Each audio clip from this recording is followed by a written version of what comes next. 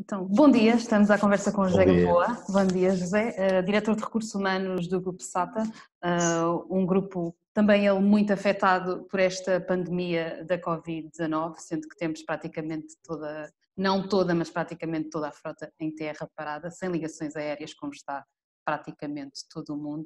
A SATA, José, a SATA já acionou N medidas devido a esta pandemia, já recorreu a N apoios, seja layoffs, suspensão de contratos, os aviões estão em terra, pedidos de moratórias. Pergunto-lhe como é que tudo isto foi acontecendo, como é que foram acompanhando a situação e tomando decisão atrás de decisão. De facto, nós, pronto, o Grupo SAT é um grupo que é composto por duas companhias aéreas, duas empresas companhias aéreas separadas. A SAT Air Açores, que é responsável pelas ligações interilhas aqui nos Açores e também entre os Açores e a Madeira, e com as Canárias, mas numa fase mais relacionado com o turismo, e a SAT Internacional, que faz as Azores Airlines, que faz as ligações entre os Açores e o continente, a Europa e a nossa diáspora nos Estados Unidos e no Canadá. Relativamente à SAT Internacional, com esta pandemia e com todas as implicações, portanto, nesse momento a paragem da operação é quase total, e digo quase porque nós continuamos a fazer voos cargueiros entre o continente e a região autónoma dos Açores, sendo a SATA, o Grupo SATA também um grupo detido a 100% pelo Governo Regional dos Açores, tem além da componente comercial, digamos assim, tem também uma componente social na gênese da sua operação, e é por isso que nós continuamos a fazer a nível de SATA internacional os voos cargueiros entre o continente e a região. E também já fizemos algumas operações e temos feito algumas operações pontuais, quer de repatriamento de alguns países, de repatriamento de portugueses para o continente, e também operações pontuais de voos cargueiros também, para ir buscar material, essencialmente material médico à China. Isso só para dar uma visão a nível de SATA internacional das Azores Airlines, que de facto, de resto, em termos de operação comercial, está toda parada. Comercial digamos, de passageiros, operação normal. A nível da SATA Air Açores também temos uma redução considerável da operação, mas sendo a companhia responsável pelas ligações aéreas entre as várias ilhas dos Açores, temos também lá está na gênese da missão da SATA, a interligação das ilhas e a mobilidade dos residentes nos Açores, pelo que continuamos a operar alguns voos, muito essencialmente também com voos cargueiros, mas alguns voos com passageiros devidamente autorizados pela Autoridade Regional de Saúde, sempre que as situações se verificam. Portanto, a nível da SATA Air Açores mantemos 2 ou 3 voos por dia, em formato diferente do que é habitual, basicamente numa lógica circular, quase como se fosse uma urbana, a ir passando nas várias ilhas, nessa lógica de responsabilidade social. Isso só para dar a visão do que é que nós estamos fazendo hoje em dia. Em termos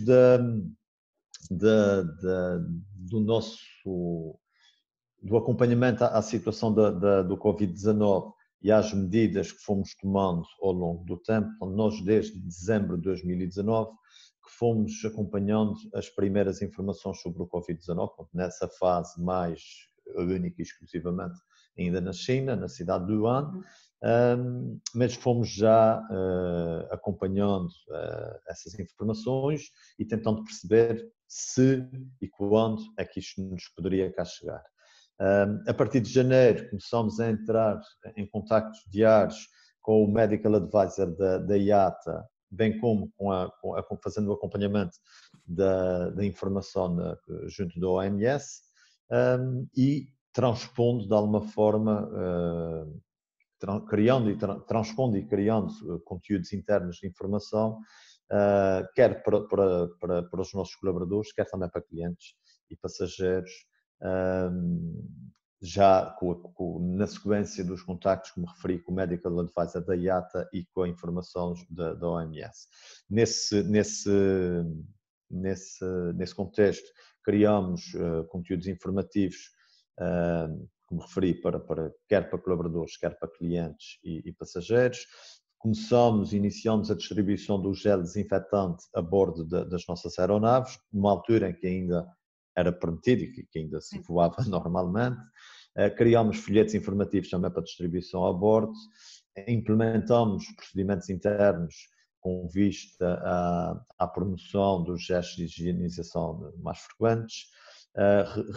Começamos junto das direções de operações de voo, como referi, temos 2 companhias aéreas, junto das 2 direções de operações de voo, começamos com revisões de procedimentos e recordatórias também dos procedimentos de higienização a bordo, e fomos, durante o mês de janeiro, foi mais ou menos isto, fomos fazendo a revisão dos procedimentos internos, fomos implementando e distribuindo comunicação interna e externa junto dos nossos passageiros a bordo. Sensivelmente no final de janeiro, início de fevereiro, fomos rever os procedimentos que já tínhamos implementado no caso do SARS de 2003 e dos surtos de gripe que houve também no passado.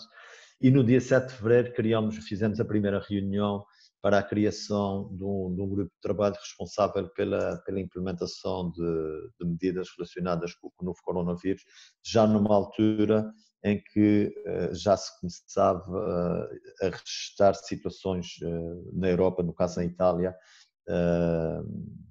do impacto na Europa do coronavírus.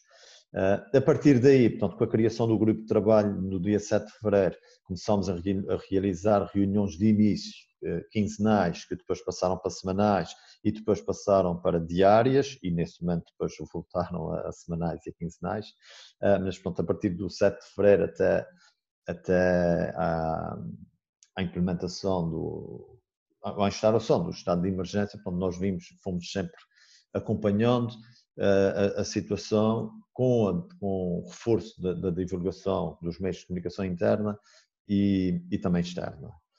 Assim, de uma forma muito geral, foi isso. Depois, a 11 de março, com a declaração de pandemia mundial pela Organização Mundial de Saúde, depois houve uma série em termos do nosso setor de transporte aéreo, houve uma série de decisões e de consequências também que advieram desse anúncio. Portanto, houve o anúncio da suspensão de voos de entrada de passageiros não residentes nos Estados Unidos, mercado que é um mercado importante para nós. Portanto, os Estados Unidos anunciaram, após a declaração de pandemia, anunciaram a não entrada de cidadãos, de passageiros não residentes nos Estados Unidos. Portanto, nós também tivemos que nos adaptar a essa situação. E a partir daí foi um conjunto de decisões. Houve, da parte do nosso governo regional, uma decisão também de concentrar nos voos da SATA Internacional, que é a companhia que faz as ligações entre a Europa entre os Açores e o continente, Europa e América do Norte. Houve a decisão de suspender voos para concentrar apenas em Ponta Delgada e Terceira. Depois também tivemos o nosso primeiro caso no dia 15 de março, o primeiro caso confirmado de Covid-19 aqui nos Açores, na Ilha Terceira, em que depois disso o Governo Regional também decidiu o fecho de das operações para a Terceira, ficaram apenas de passageiros, ainda na altura, de passageiros só para São Miguel. E em termos, passando já para uma lógica mais laboral, no dia 18 de março nós implementamos o regime da passagem de teletrabalho a praticamente a totalidade dos recursos humanos nas áreas que não sejam, obviamente, claro, que eram possíveis, portanto, áreas administrativas. Nós, na parte operacional, obviamente, quer a bordo, quer nos aviões, quer também nos aeroportos, porque nós também fazemos o handling nos aeroportos, a assistência à escala nos aeroportos aqui nos Açores. Portanto, reduzimos as equipas, tentamos separar ao máximo para evitar os contágios, mas sempre com equipas a trabalhar. Portanto, tudo aquilo que que são as equipas operacionais, continuam a trabalhar, devidamente reduzidas, devidamente protegidas. Tudo o que foi, o que sejam pessoal administrativo, como referi, a 18 de março foram todos para teletrabalho, aqueles que obviamente também que eram possíveis, que foi praticamente a maior parte. Depois disso, já no início de abril, foi decidido também, porque as consequências eram e são, de facto, bastante graves no setor do turismo e, consequentemente, no setor da aviação, do transporte aéreo. Portanto, a partir do início de abril, divulgamos internamente que a SATA ia aderir também aos regimes especiais, quer de suspensão, quer de redução do tempo de trabalho, e no dia 6 de abril comunicamos, efetivamos a medida de redução e suspensão do tempo de trabalho. Portanto, temos nesse momento talvez cerca de 75% dos colaboradores no chamado layoff, seja por redução do tempo de trabalho, seja por suspensão do tempo de trabalho. E temos vindo a acompanhar a situação dentro das circunstâncias possíveis. Qual é que foi o critério de decisão para decidir quais eram os colaboradores que ficavam em que situação? Foi uma questão de funções ou mais do que isso? O critério de decisão foi todos aqueles que eram imprescindíveis, como referi há bocado, nós temos uma missão social e continuamos a manter essa missão social de fazer transporte, quer interilhas, quer o tal cargueiro entre o continente e os Açores, nomeadamente para São Miguel, para transporte de carga possível e carga necessária. Portanto, a nossa primeira prioridade, e foi com base nesse princípio que se definiram as formas e quem é que iria ou quem é que não iria para as reduções e suspensões dos contratos de trabalho, foi termos a garantia que tínhamos redundância. Portanto, tínhamos que ter redundância para o caso de haver contágios, de haver confinamentos, de haver quarentenas por contágios, por tudo isso, tínhamos que garantir redundância para que a operação não parasse. Mas o princípio básico foi todas aquelas pessoas que estão relacionadas, que são imprescindíveis para que a operação não pare, considerando também a redundância, essas pessoas mantinham-se a trabalhar. Todas as pessoas que não são imprescindíveis, tendo em conta a circunstância, iriam para layoff, para suspensão de contrato de trabalho.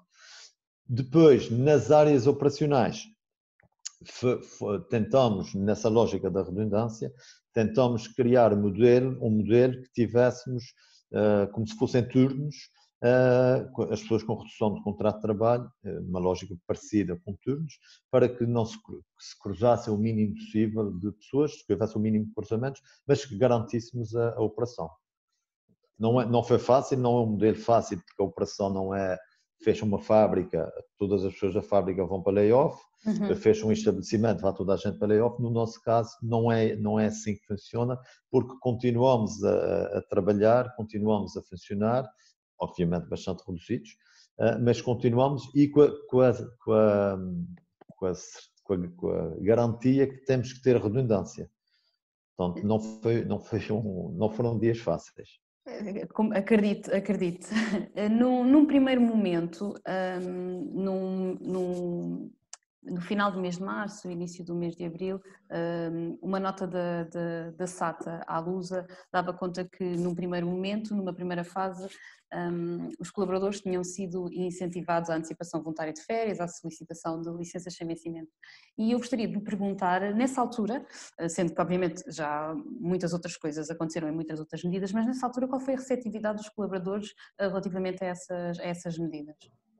Foi boa. Da parte dos nossos colaboradores, nós não temos nada a apontar, apenas realçar, salientar e enaltecer toda a dedicação que eles têm tido nesse período muito difícil.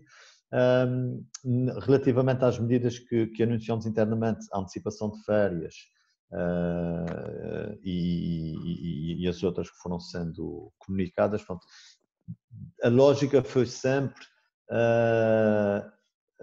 por um lado, tentar, dentro do possível, que o impacto nas pessoas e nas famílias fosse o menor, mas obviamente também dentro das circunstâncias da operação e da condição da SATA. Mas sim, as pessoas tiveram e estão tendo um comportamento exemplar. Existe alguma compreensão, não é, da situação em causa? Muita. Sim, completamente. Todas as pessoas, estruturas sindicais, comissões de trabalhadores, têm estado sempre ao nosso lado e a compreensão é total. Obviamente, isso é uma situação única na história, de forma... estamos todos e temos todos vindo a aprender desde o início da situação, portanto, temos vindo a reorganizar muitas vezes as decisões e as situações, porque as coisas vão evoluindo e temos todos vindo a aprender, como disse, mas da parte de estruturas sindicais, comissões de trabalhadores e dos colaboradores em si, a dedicação tem sido e a compreensão tem sido total e de facto não temos nada a apontar, apenas agradecer e enaltecer. Neste momento estamos numa fase em que a comunicação interna das empresas é extremamente importante, não é? Porque estamos numa situação muito incerta, instável, imprevisível, não sabemos quando é que tudo vai voltar à normalidade, se é que vai voltar à normalidade. Como é que têm garantido aqui uma comunicação transparente, mais transparente dentro do possível com os vossos colaboradores, até para, certamente, quererão também transmitir-lhes alguma calma, não é, perante esta situação?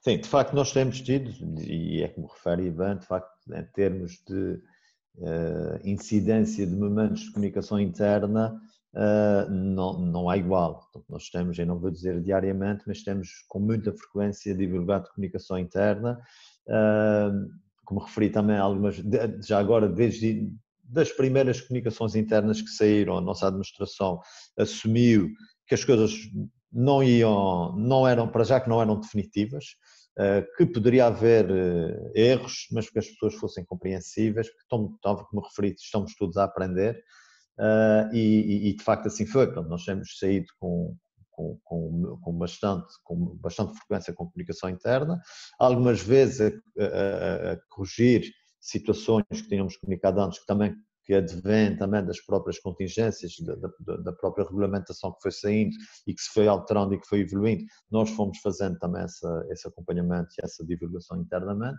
mas não temos, até o momento, as pessoas de facto, como referi, têm sido compreensivas, têm sido pacientes, acima de tudo muito ansiosas, temos tentado também com a comunicação interna de alguma forma conter essa ansiedade, mas sim, temos reforçado bastante a comunicação interna, quer a comunicação interna, que também a comunicação externa, para com os nossos clientes. Nós também temos comunicado com muita frequência com os nossos clientes, transmitindo aquilo que sabemos momento a momento.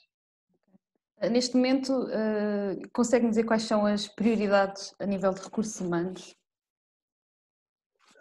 Nesse momento, as prioridades são, de facto, como disse, controlar alguma ansiedade, que todos nós temos, ir divulgando, porque também contribui para controlar essa ansiedade, ir divulgando aquilo que sabemos à medida que vamos sabendo internamente. E tentar, no meio disso, passar a tranquilidade possível, que não é fácil, obviamente, o momento é muito difícil. No nosso setor, é um setor que está a sofrer enormemente com essa crise, ainda não sabemos o que é que daí há de vir, mas basicamente tem sido isso, então, tem sido comunicação interna no sentido de tentar reduzir a ansiedade, tentar introduzir alguma tranquilidade dentro do possível e quanto baixo. José, uma última pergunta antes aqui de finalizarmos. Pergunto-lhe, como diretor de recursos humanos, esta tem sido uma grande experiência de aprendizagem? Sem dúvida, sem dúvida. Como referi, essa situação é única no mundo, para já é global, no mundo todo. E não tem comparação, eventualmente só, e que não apanhamos, como é óbvio, mas eventualmente só com a Segunda Guerra Mundial, alguma coisa assim parecida, e mesmo assim, pelo facto de ser global e em todo o mundo e em praticamente todos os países, tem um impacto e uma abrangência brutal. de modo que sim, que a experiência em termos de recursos humanos é também única e também brutal. José, muito obrigada. Obrigada Não. por esta partilha. Ok, está bem. E vamos aguardar. Está bem. Vocês depois já agora digam uma coisa.